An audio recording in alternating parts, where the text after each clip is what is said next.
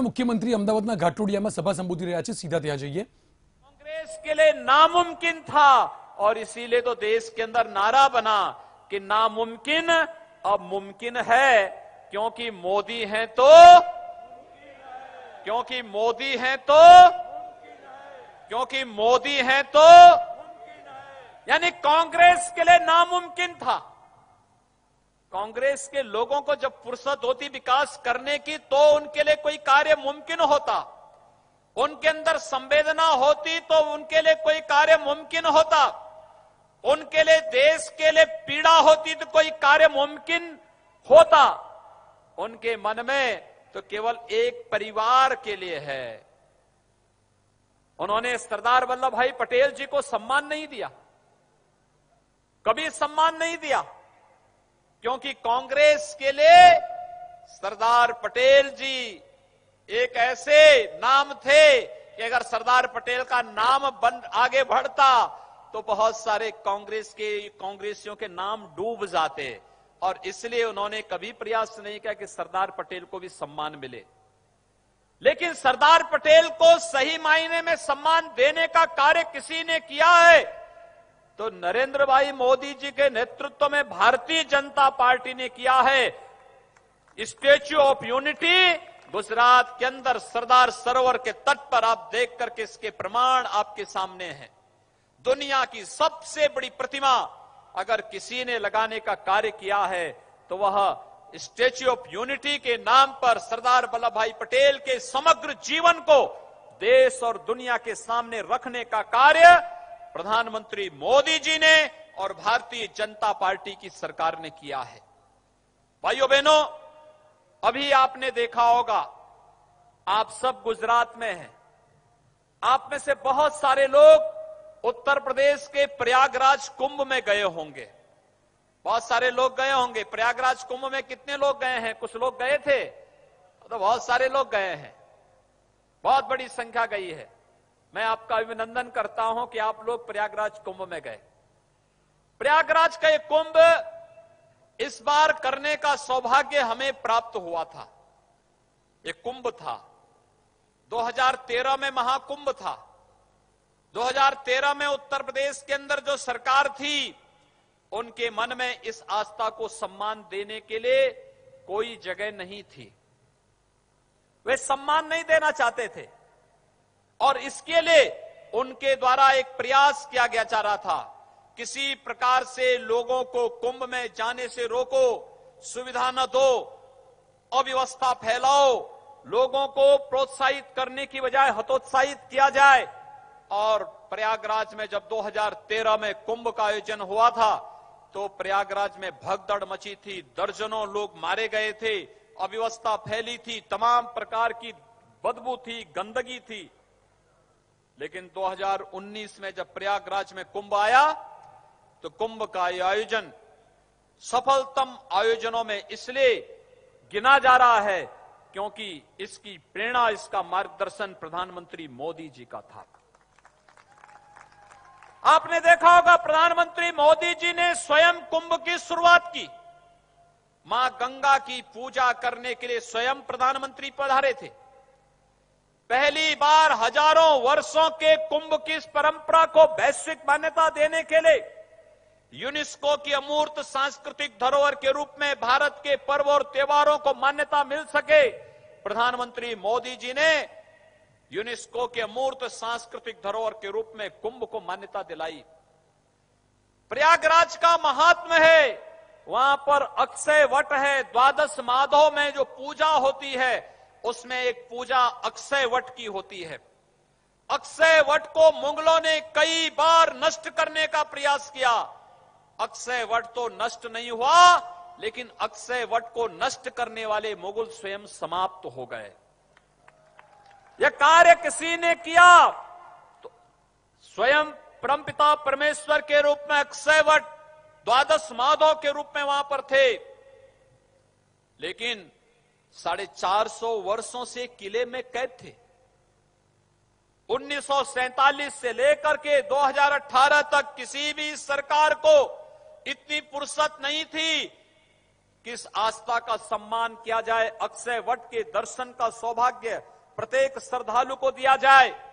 लेकिन जब मोदी जी प्रधानमंत्री बने और प्रदेश में दायित्व मुझे सौंपा गया और कुंभ के आयोजन का अवसर मुझे प्राप्त हुआ, तो प्रधानमंत्री मोदी जी ने एक स्वीकृति दी कि अक्षय वट का दर्शन भी श्रद्धालुओं को प्राप्त होना चाहिए। और इस बार अक्षय वट का दर्शन करने का सौभाग्य प्रत्येक श्रद्धालु को प्राप्त हुआ।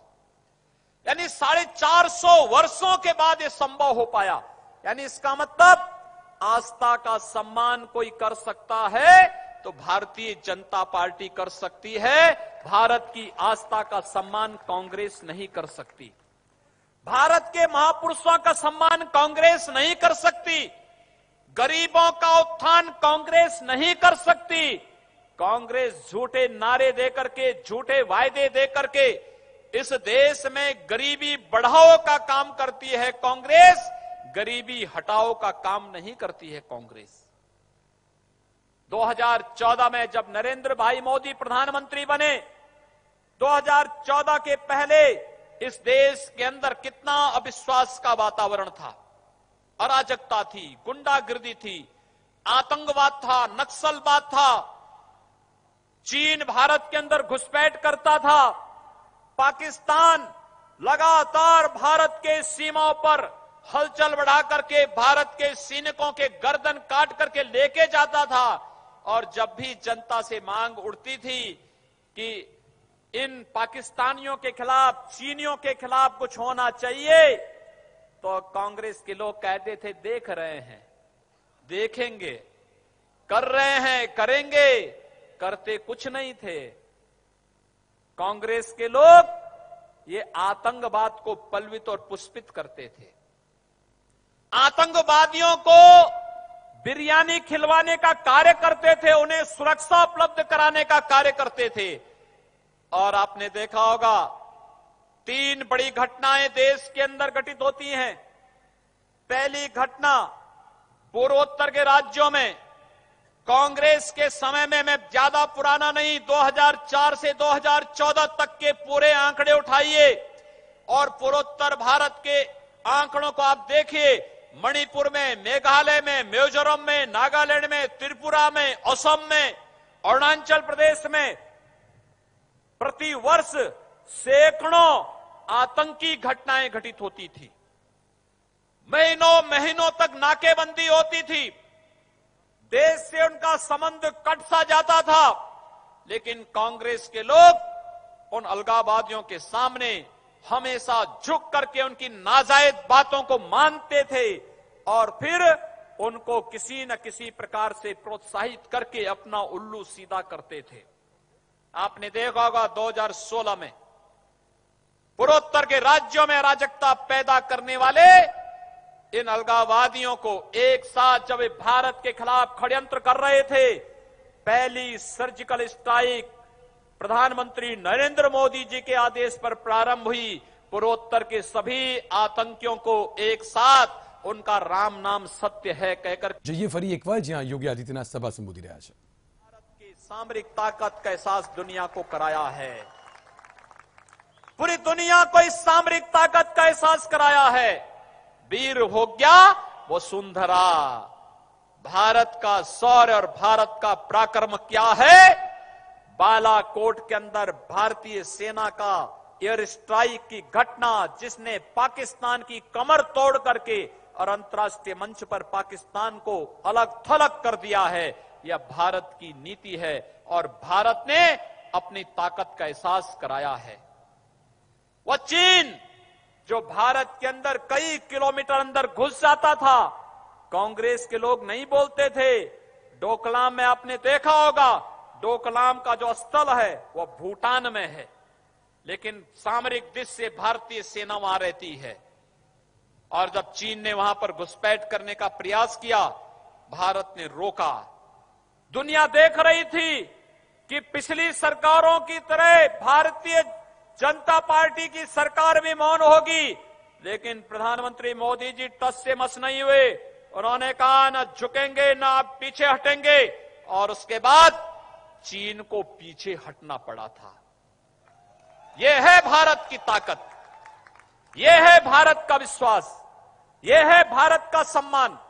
और इसीलिए आज जब हम आपके पास आए आपसे कहने के लिए कि भारतीय जनता पार्टी ने इस देश के अंदर प्रधानमंत्री मोदी के रूप में इस देश को जो यशस्वी नेतृत्व दिया है, वह यशस्वी नेतृत्व आज पूरी दुनिया के अंदर भारत को गौरव के साथ आगे बढ़ाने का कार्य कर रहा है।